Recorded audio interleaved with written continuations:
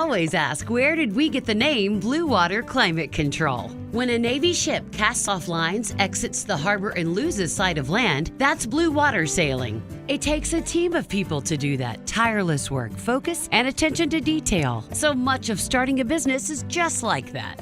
After it's done, you get filled with deep satisfaction for accomplishing something, and it's quickly followed by, now the real work begins. We're Blue Water Climate Control.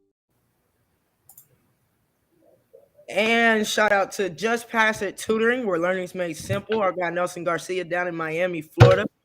You can go sign up for any type of tutoring, K through 12, for mathematical needs, including PSAT, SAT, and ACT prep, or just go to justpassittutoring.com. Also, Orange Mountain Designs, your Lady Vol source since 2008. Shout out to Terry Holder, continuing to bring us great gear from great official Lady Vol gear. And then also the gold standards, fitness and sports performance training. That is our girl Jamel Johnson, former Lady Vol soccer player. Right now, not currently taking any new clients, but stay tuned. Her and I actually have some things brewing. Alexis Hornbuckle basketball. Just working on solidifying gym time, and then y'all know it's a go. And we'll be in the gym 2 to 3 days a week minimum, all the way up until September. You can go on my Instagram, Facebook, until I get my website back up and running. All your information and updates will be there. The Collective Unfiltered podcast, also hosted on Volunteer Roadshow. This is who brings you built by the fans, for the fans, and of course, Billy Ratliff's Tap 40 Grill, Sports Bar Experience. And yes, y'all, ladies and gentlemen, it is turning into just that. It is the actual name, logo, and theme. Sports Bar Experience, high top tables on both sides. Patio will be open over the next couple of weeks. Games, pinball machines, all types of things, man. Bar games, boss toss, that's one of my personal favorites, cornhole, and more. So come see us, Billy Ratliff's Tap 40 Grill in Powell off exit 112, 7535 Connor Road. Let them know you heard it on the Buck and 2MC show. Maria? Well, we got all of that out of the way fast. Way to go, Alexis. I've got cats walking everywhere. This was Alexis' idea to do this on Tuesday. I did the ones from Nashville at like 2 in the morning. You did? Shout out to you, by the way. I was asleep, but shout out to you. I did not text you. I was not going to wake you up. Shout out to the 3 or 4 people that were up between 2 and 3 a.m. Shout out to y'all. That's insane. But Alexis wanted to do this, just do a little bit of a recap of the SEC tournament. Of course, look ahead to the selection Sunday. Alexis, you were there. Give me your breakdown of Nashville. First game, we played hard. I mean, it was up and down. Thank you. This is my post-shower bun, messy bun. I just ripping and running. Appreciate the compliment on that. But we played hard. We found a way to win, and we actually looked pretty good, I thought, on Friday. We didn't look great, but we looked pretty good. Things were falling in. Snoop, Alexis Dive stepped up over the weekend, even Saturday. It looked like Bray Burrell started to find her rhythm, which is good because a lot of times we just stand when the ball's in her hand, and getting that movement, getting those shots and taking those shots. TK breaking records. So of course we're, shout out to her, congratulations. But we need you on the floor. And I told her that today. Like, listen, you can't be swinging down at the ball. You need to move your feet, take that extra step, cut them off, both hands in the air. You don't have to block everything. That's just what it is. As soon as they get you out the game, the opponents are excited. They can attack the paint now a lot easier. It's a whole different presence on both ends of the court. The good thing about it is the girls were going hard today. Me personally would like to see them go even harder today and tomorrow just because you had time to recover and rest. This should be an all-out, brawl in an organized, structured way. But they went hard. I think they're mad about the outcome, but they also understand that you can't not value every possession and make it to a SEC championship, let alone win one. Shout out to Kyra and Nia Butts for their win in the SEC tournament. That's awesome. Former Lady Vols, my Lady Vol big sisters. Congratulations to both of them. That's what I saw. Kentucky was on a mission. they were on a mission before they got there. Ryan Howard did what Ryan Howard normally does. They played as a team and they wanted it and they believed they could take it. I mean, Coach Staley's face said it all. Like, it was a surprise to South Carolina. I'm sorry, Patches has decided that it is the Patches and Buck show today. Hey, whatever works. Whatever works. I'm just gonna. She's hissing at me, and of course I've been out of town. That pisses them off. So okay, now she's gonna lay down. There we go. Thank you, Patches. Thank you. But yeah, I mean, 4 games in 4 days. I mean, it's hard to do 3 games in 3 days. I mean, just shout out to Kentucky for, you talk about fighting through fatigue. My goodness, they had to have been exhausted by Sunday. That's a mindset, man. You can fight the fatigue mentally. And that shot by Edwards, Dre Edwards. Yeah, that was crazy. I got to vote online. They let media vote online. She was my MVP. I mean, she got robbed of that MVP, man. She had, 27 points Sunday and the game winner? Yeah, she was a beast. Donna Harrison said it best. But the thing that struck me about South Carolina, I mean, they seemed stunned that the shot went in. I mean, because even Kentucky said after the game, I listened to the post game, they said we were celebrating. I mean, they were justifiably celebrating. They were so excited, and they were not set. Had South Carolina grabbed that ball, they would have had a wide open layup at the other end. Yep.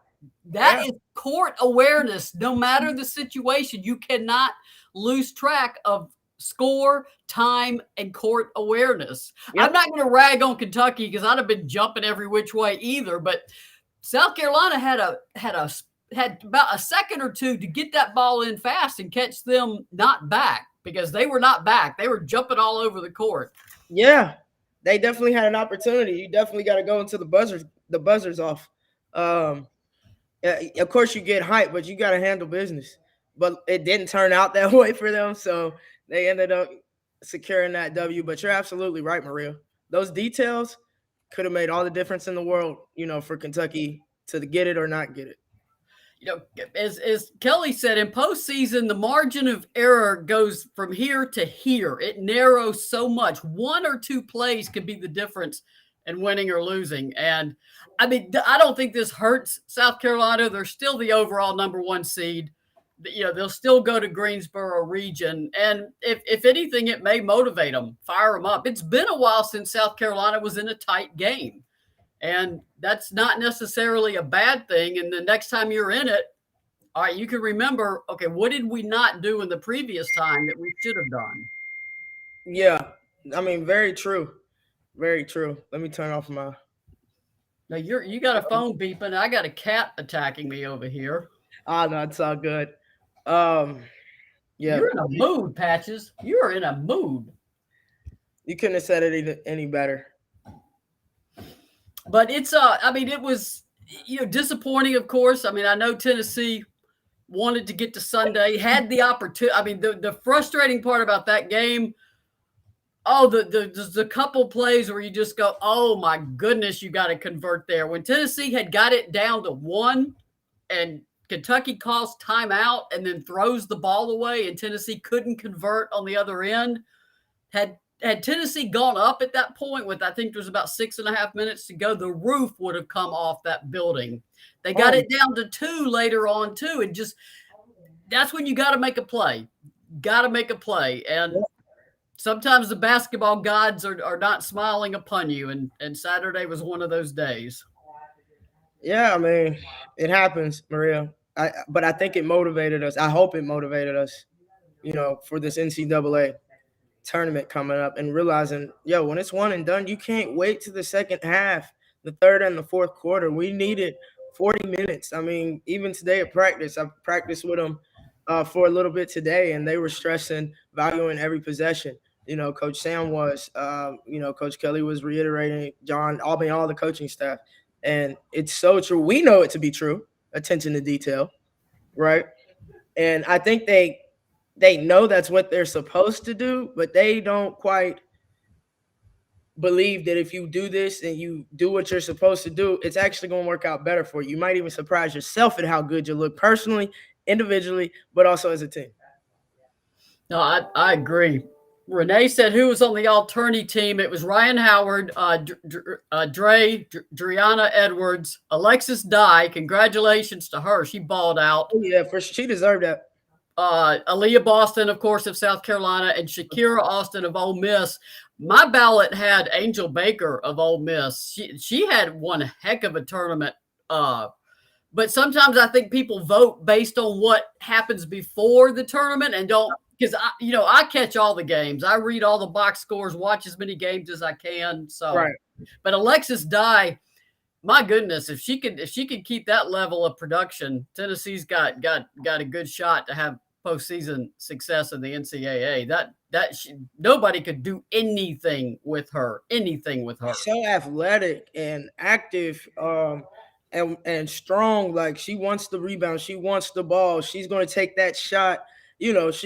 She's okay being that player, and we need that. No, she's not we don't have a verbal leader, but she's the one that definitely still leads by example. We lost her. I feel like her game, when I say that, we lost her game and her tenacity and her energy for many weeks, in my opinion, towards as a lot of part of that the latter part of that SEC run. It was very sporadic.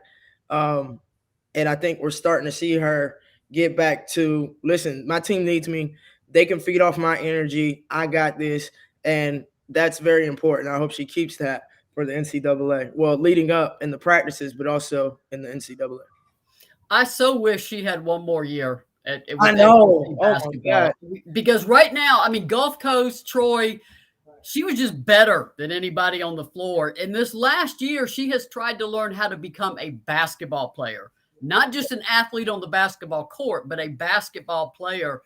I so wish she had one more year under Kelly. But I think if you're a WNBA general manager, you've got to be intrigued by her after that performance. I don't see how you could not. Oh yeah. She was that, and I tell her, what's funny, Maria, I'm like, listen, you're building your resume. So I know it's frustrating at times, whatever it is, whether it's missing shots, not getting stops, not being seen, substitution, rotation. We as players feel like we're supposed to be on the court all the time. So, and that's just not realistic. So I told her, don't worry about anything, but when you get out there, the coaches know what you're capable of. Go do it. You're building your resume for your professional career, but you're also going to be helping your team out tremendously in the process. And I think maybe possibly it's starting to stick a little bit. Well, Alexis, I know you've got to go to Tap 40 and deal with some stuff at the restaurant. For everybody else, I'll stick around a little bit longer and take questions from everybody. But I know Alexis has got to get out of here. Dude, I appreciate y'all. I love y'all. It's good to hop back on. Maria, thank you for your time and being willing to do this, because I know your schedule is probably 10 times crazier than mine, and I think mine's wild. I think we're both even on that level. It picked up. But thank y'all for watching. Love y'all. Go Lady Vols. Maria, I will reach out to you later. All right. Take care, Lex. Bye. All right, guys. I can hang out with y'all a little bit. I've got some work to do tonight. I'm working on been talking to Jasmine Powell and her mother, so I'm trying to get most of that story done. Mark said he was impressed with Strickland. That's a very good point, Mark. I agree. You don't need Strickland to play, 25 minutes, but you need her to come in and play some effective minutes in the paint and help out Tamari Key. And I thought she did well in Nashville. She made use of her minutes. She was aggressive. That's just going to benefit her going forward and benefit her going into the postseason. You go into the postseason with a better idea of what it takes to compete in the SEC. And the best thing for freshmen is to hit that off season before your sophomore year, where you can really get in the gym, you really understand what you're up against, and really, get stronger, get more physical. Freshmen are just, it is hard to play in the post. Like I've said over and over, the SEC is a league for grown women. And a freshman post player, that is a hard position to play. So shout out to Caroline Strickland for making use of her minutes and working herself definitely into the rotation at the post position, and because that'll help Tamari so much. Absolutely. Billy said our freshman played with a lot of confidence. I agree. Kaya Wynn, she established herself as a tremendous defender. I mean, she's just a freshman, but she can keep people in front of her, and that's big for a freshman. Brooklyn Miles, she did what she's done. She's energetic. She's fearless. She doesn't back down to anybody. And then Sarah Puckett, she's been able to contribute all season. Getting postseason experience is the best thing for her. She was able to hit a couple shots. It's a different, as the season goes on, it gets harder and harder. And freshmen, I mean, all freshmen hit that wall at some point or another. And they're fighting through it. And kudos to Kaya, because she didn't get to play a whole lot. She had broken nose, she had an ankle issue, then Brooklyn's going in, and sometimes minutes get shrunk, not because you're not doing anything, but because the people ahead of you are just doing something more. So she hung with it, and she's going to be a key player for them. She can guard people. Kaya's another one that'll have a tremendous benefit from an off season, a full off season in college, understand what it takes at this level. Identify parts of her game on offense and defense that she needs to work on them and get to work. As Pat Summitt always said, champions are made in the offseason. That's where champions are made. And it's not the fun part. It's the hard part. It's the nobody's watching part. It's in the gym. It's in the weight room. It's on the track. It is where champions are made. Candace Parker, I've said this before on the show, I'll say it again. She does not get enough credit for how hard she worked in the offseason. People think, oh, she's just a great player. She's a great player because she had the lights on in Pratt Pavilion nearly every night, putting up shots, working on her paint moves. That's how you get better. Do you love basketball that much? And that there is absolutely nothing better than an off season. Don said, try to make excuses, but from what was left over from the injury, they really tried to regroup every hurdle. I agree, Don. I mean, I said on the show, for those who were up late, that taking away Jordan Horston would be like taking away Ryan Howard for Kentucky. I mean, that is how important Jordan Horston is for Tennessee. So imagine Kentucky without Ryan Howard out there. I mean, you don't get to Sunday. You may not even get to Saturday. You may not even get to Friday. But Tennessee players kept persevering. They kept figuring something out. They kept trying. Literally just a couple different plays, couple different just executing a little bit sharper, a little bit crisper. Saturday was the difference between winning and losing. And that's what is so hard to learn, how it can come down to one or two possessions, and your margin for error is so thin in postseason. At the same time, you absolutely have to credit Kentucky. Kentucky came out at the start of that game ready to go, pursuing the ball, hustling to the ball, all over the glass. It was just, I mean, they absolutely cannot take anything away from Kentucky at all. And congratulations to, obviously, the former Lady Vols there, Kyra Elsie and Nia Butts. Donna said, Marie, I was impressed with you doing the post game at 2 a.m. in Nashville. I was asleep and caught it when I woke up. Yeah, I was figuring I would just talk to myself, Donna, but several people came in. I was surprised, to say the least. I was hanging. It was dark in there. They bring in spotlights. We're in a back area, and they bring in spotlights. It's like you're in a bat cave over there. But I always enjoy the SEC tournament. Would have loved to have been able to cover Tennessee Sunday. Love the food there. The food is fantastic. So Kathy said, the team pulling together speaks to Kelly's ability to communicate. It does, and Kelly's ability to scheme, because she's had to throw out game plan after game plan and re-scheme and reconfigure offense and defense based on players available. So, I mean, Kelly can coach. That is apt. If anybody ever questioned that should be totally put to bed. She can flat out coach.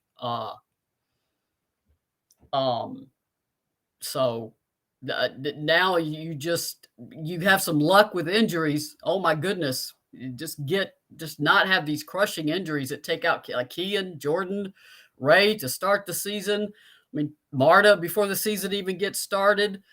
it just has been crushing for Tennessee. Adam said, someone stated on Vol Nation they had inside info that Rakia isn't coming to Tennessee. Do you believe that? I know you stated previously she is extremely tight-lipped. In a word, Adam, no, I don't believe that. I do not believe it's been decided. I have said before, I expect her to visit LSU. She's been to Tennessee. She's been to Texas. And no, I do not think she has decided. I think she's taking her time and considering everything. That's just from my position of what I track and what I hear. I don't know who said it. I'm not impugning anyone who said it. Maybe they heard something else. But at this point, I do not have any indication that Rakia Jackson has made up her mind. Obviously, Tennessee has one player who has made up her mind, Jasmine Powell, as y'all saw last week. She visited the game before Rakia. She saw the Mississippi State game, and she committed the following week. She's a transfer point guard from Minnesota. She is a very aggressive defender. She's aggressive on offense. She's played what I think will help Tennessee, and I want to credit Jordan Walker because Jordan Walker played two guard at Central Michigan and had to convert back to point guard at Tennessee. When you haven't played point guard since high school and you've been a point guard in college and relied on to be a scorer, and suddenly you're being asked to be the point guard in the SEC, that is a tough assignment. So I think having somebody like Jasmine Powell here will take pressure off of Jordan Walker, allow Brooklyn Miles even more time to develop as she learns the point guard position. Right now, Brooklyn is playing point guard with a lot of heart, a lot of energy. She will refine those skills at point guard as she gets older, and this will help her.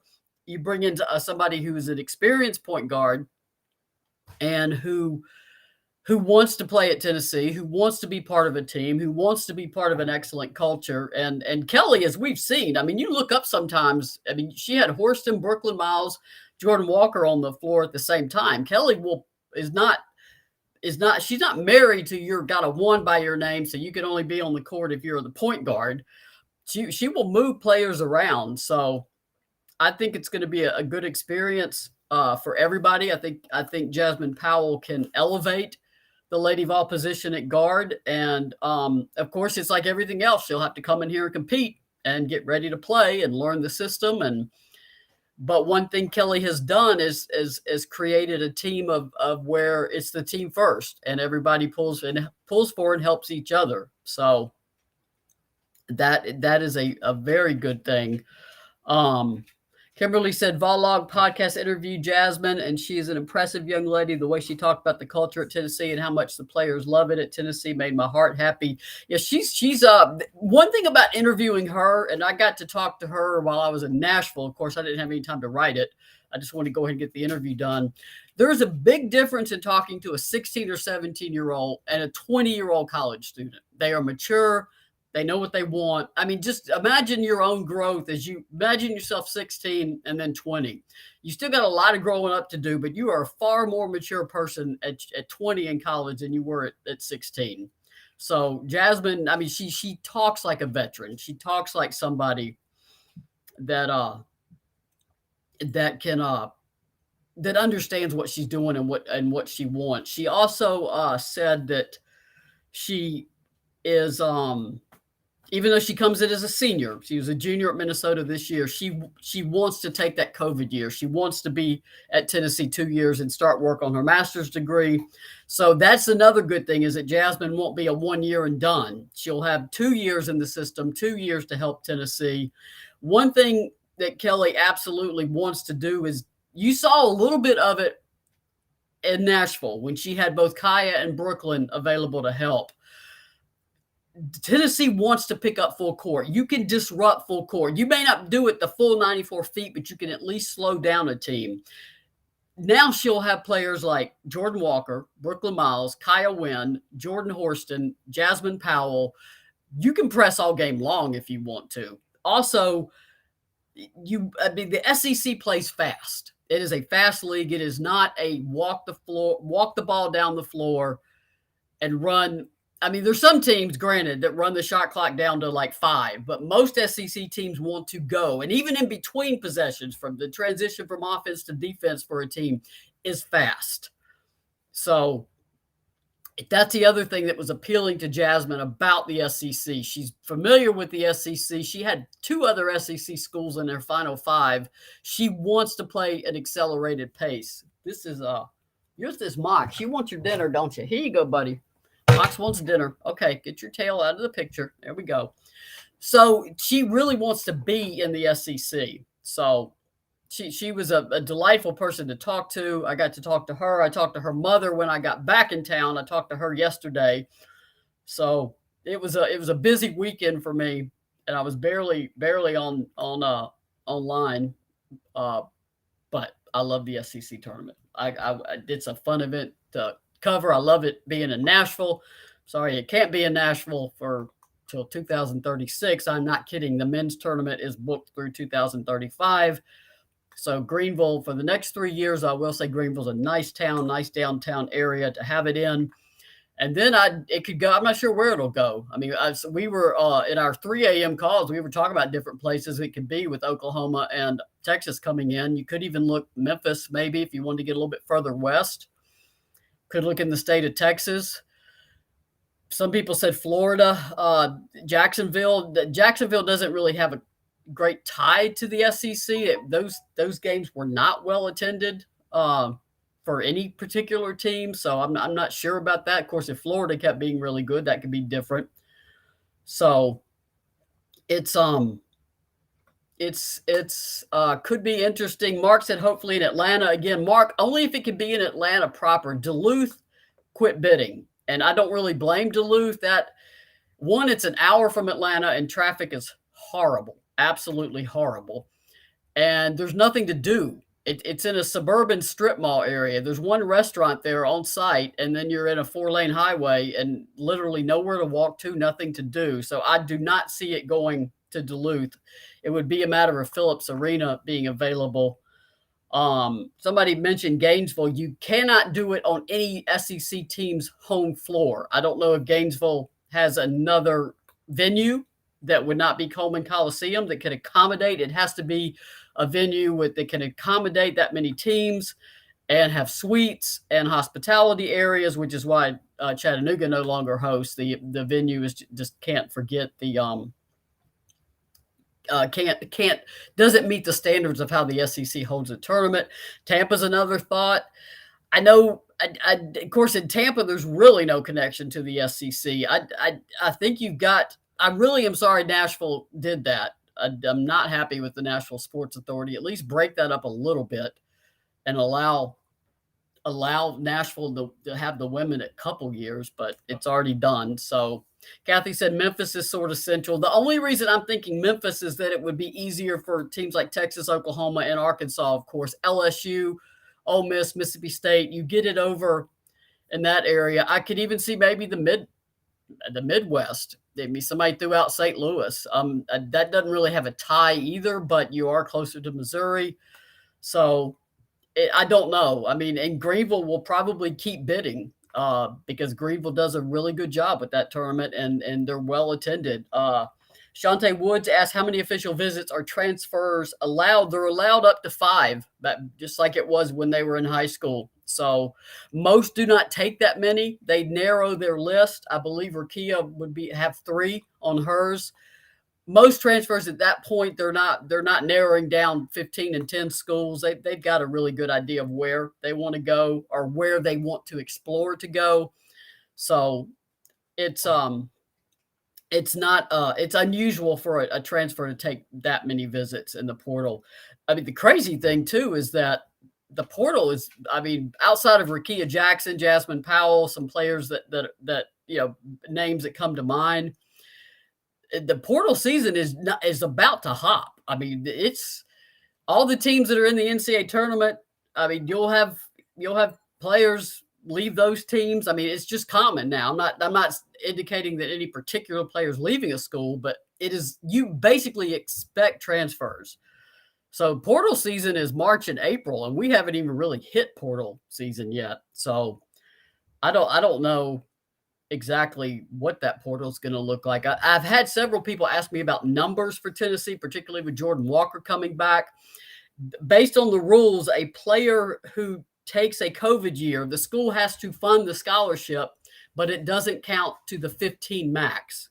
So technically, if Tennessee wanted to take another transfer or two, they could go to 16 on the roster because Jordan Walker's fifth year does not count. She would be the only player on the team that would be taking a fifth year on the COVID year. Mark said, do you anticipate any other recruiting news on the horizon other than Rakia Jackson? I don't right now, Mark, but I have learned over the years, you never know with the portal. At this point, do I expect any Tennessee players to be in it? I do not. At the same time, it's gotten to where you come up on every year where you're like, I never saw that one coming. So I never want to say never, because the transfer portal has just absolutely changed the calculus on how that portal works. And there'll be players at other schools. You're like, well, why is she leaving there? And not just, now I'm not talking about Tennessee. I'm talking about other schools across the country. So Kathy said, but the walk-on counts against the 15 total. Yes, the walk-on counts. So Tennessee has 14 now. They lose 3, Ray, Keegan, and Alexis Dye. So that's 11. And then they've added Justine and added Edie. So that's 13. Added Jasmine. So that's 14. And then you could technically add another player. And because Jordan Walker doesn't count, you could even go to 16. Sorry, I was trying to do the math in my head. Kathy said, now a roster of 16 is a little bit hard to manage. So I'm not saying they'll do that, but the numbers are flexible. Kathy said nobody expected salary to leave last year. That's a great example, Kathy. Nobody had Destiny's salary on the list of people leaving. She was warming up Friday. I was watching the Ole Miss game when she was warming up, and she just came over and waved at me and smiled. I mean, a great kid. Jasmine Massengill. I did not expect her to leave Tennessee after she played 1 year for Kelly and then transferred. So there's always these ones that just come out of left field. And you're like, well, I didn't see that coming. So my caveat whenever anybody asks is you don't expect it right now, but you never say never. So, because you don't know. And players hold what they call the exit interviews. Now, exit doesn't mean leaving the school. It's the end of the season interviews with the coaches. They talk about expectations. They talk about off-season improvements. They talk about all that stuff. And sometimes those meetings go well and sometimes they don't. So you never quite know and nobody knows what's said. Patches, you are just being a Patches tonight. You never quite know what's said because you're not in there. And the only people in there is typically another assistant coach and the head coach and a player. And sometimes those exit meetings go well and really well, and sometimes they don't. Renee said, thanks, Marie. I got to run. Will there be a chat Sunday night? I am thinking yes. I know I want to do one. I'll talk with Alexis, at least do one real quick. Let me put that up. She's not supposed to eat kitten food. A selection show, for those who don't know, it has moved back to Sunday. Thank goodness. That Monday night one, while we had to sit and wait 24 hours when we all knew the brackets were done on Sunday, they were trying to separate it from the men's show. We don't care. We're basketball fans. We want both on Sunday. Anyway, it has moved back to Sunday. It will be after the men. So it's March 13th. That's this Sunday on ESPN at 8 p.m. Eastern, not 7. It used to start at 7. 8 p.m. I believe it started at 7. It's 8 p.m. Eastern on ESPN. Show takes about an hour. Tennessee will find out its brackets at that point. Tennessee, would seem to, they were a 13 seed, which puts them as one of the top 16 to host. That was before going into the NCAA tournament. They obviously had a good win over Alabama.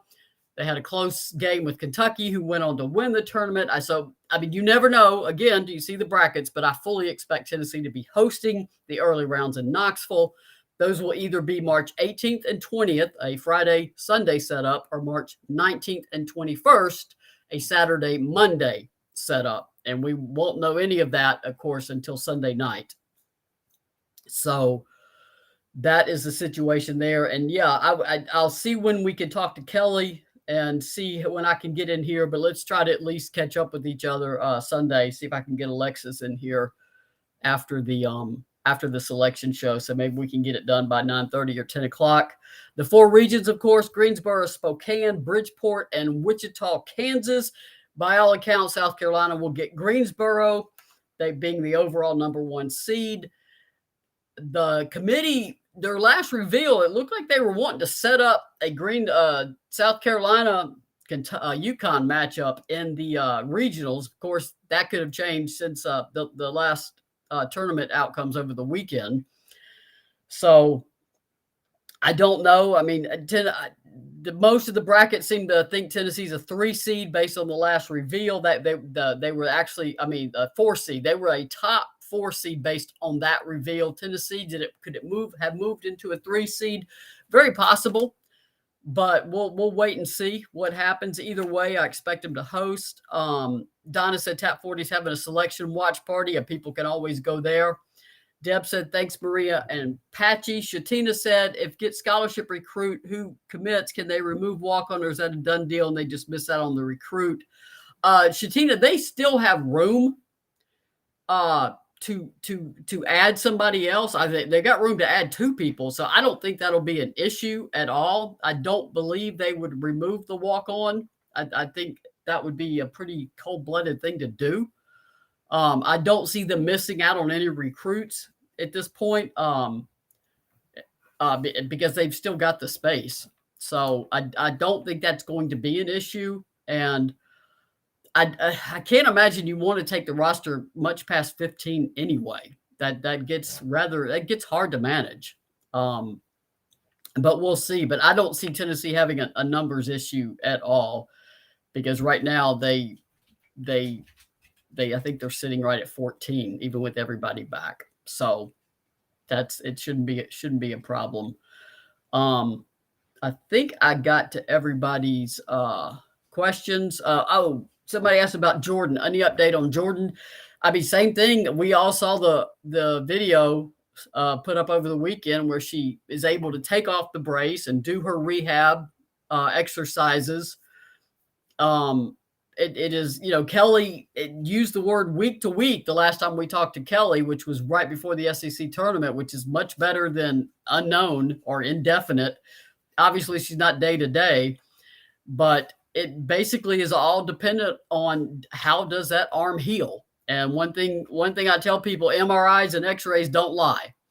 It is a surgeon's call, not anybody else's call, not trainer, not coach. Obviously, it is a surgeon's call as to whether or not she is cleared for any type of court work or contact work of any kind. So, I don't rule it out, and I'm glad they're not ruling it out, because that gives her something to hope for. I'm not ruling it in because we just don't know. How does she heal? How does her body heal? How does her arm heal? I do know that no one's going to take any chances of losing ground on her rehab or do anything that would actually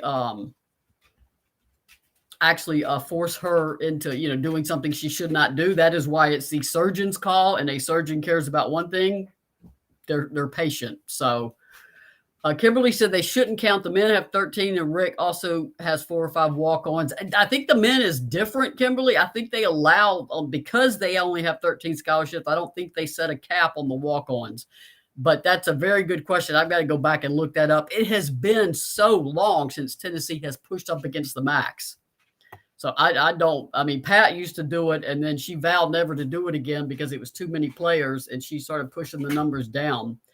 So I've got to go look that up. It's not clear to me. What I do know with the COVID, that anybody coming back for a 5th year doesn't count to the 15 max. But that's a good question, and one I need to get the answer to, because it's been so long since I had to track max numbers on the roster. Margot said she may return after the first game of the tourney if we win. Yeah, that's always a possibility. I mean, everybody's talking about the second weekend. Well, I mean, maybe she's well enough to get back by the second game. Right now, it's literally all up in the air. She's not cleared to practice. She's not, obviously, surgeon hasn't turned her loose. What she has to do now is keep up with her conditioning as best you can, because no matter what, when she comes back, she's going to be 5 weeks off the court. That's hard. But somebody asked me about that, and I said, yeah, 50% of Jordan Horston is better than no Jordan Horston. So right now, the answer is she's not ruled out, but she's not ruled in. Just have to see how she goes week to week. Margot said, if not, just be smart. Kathy said, no reason to rush Jordan, mess up her long-term career. Absolutely not. And fortunately, no one will do that. Like I said, the surgeon is the go. He, in this case, it's a male surgeon. He says yes or no. And he doesn't, he only cares about the well-being of his patient, and which is what the oath you take as a surgeon. So, Kathy says she's missed so much practice. Her game shape is in question. Yeah, it would take a while to get back in game shape, but I'm not saying she comes back and plays 38 minutes. Let's say she came back, was able to play second game, a second weekend, if they make it that far. You're not going to put her in at 38 minutes a game, but she might be able to give you 10, 12, 15. So it's worth watching, and it's worth keeping hope alive for her, because she's banking on trying to get back. I mean, if it was up to Jordan, she probably would have come back in a week. Of course, they had to tell her, no, you dislocated your elbow and broke a bone. You are not coming back. So if she could, she'd probably sneak to the back and put her uniform in and check herself in, but that's not going to happen. Teresa said, do we have a walk-on? Yes. Tess Darby's little sister, Edie Darby's in the class of 2022. She's a 5'8" guard. She will be a walk-on player at Tennessee. So, and Kimberly asked a good question. Does a walk-on count in the 15? It used to, way back when Pat had walk-ons, it used to count. They weren't scholarship, but you couldn't go over 15. They still counted toward the 15 max. All right, Patches, you're going to have to settle down. So I got to find out exactly. Patches is just being Patches tonight. She is in a mood. That's okay, Patches. I get in mood. And plus, I was gone for 5 days, so they're mad too. So they're always upset when I come home. They're happy to see me, but then they're mad as can be too. So I will get back to work here, see if I can, how much of the story I can get done tonight before the work day tomorrow.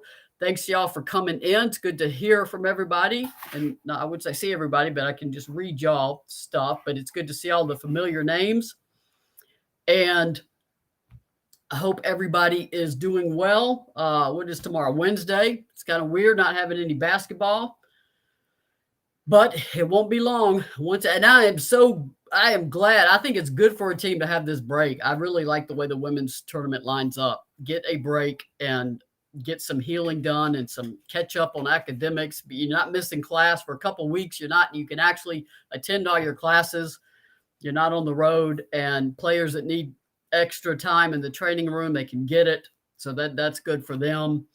And in this case, every day between games, before it all starts again, buys Jordan Horston some more time. So shout out to her for fighting. She is putting her all. You could see it on the bench and Nashville. You could see it with the videos of her doing her rehab. I mean, in Jordan's mind, she hasn't packed up for this season. Fortunately, the adults in the room will prevail and not let a athlete who desperately wants back on the court do something that she's not ready for. But she will.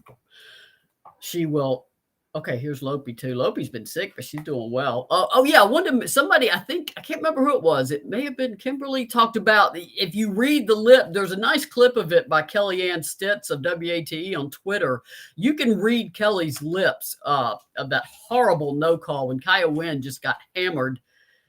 And in a game like this, that's 2 points Tennessee didn't get a chance to make.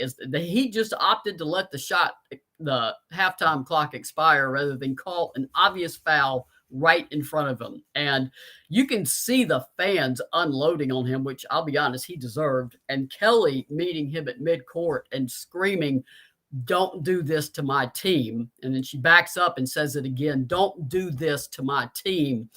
I think that comment said so much about Kelly. She wasn't complaining about the call or screaming about the call.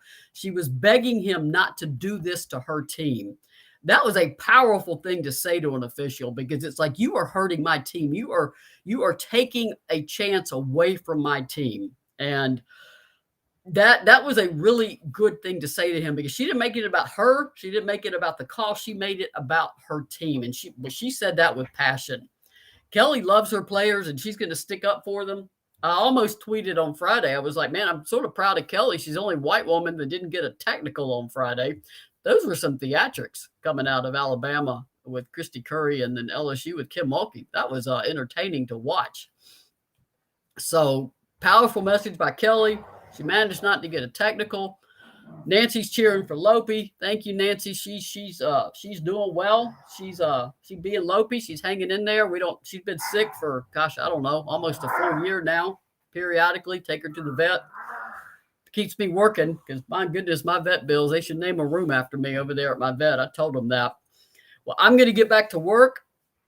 Which one? Oh, this is Harper. Harper's checking in. They're just all happy I'm home and working.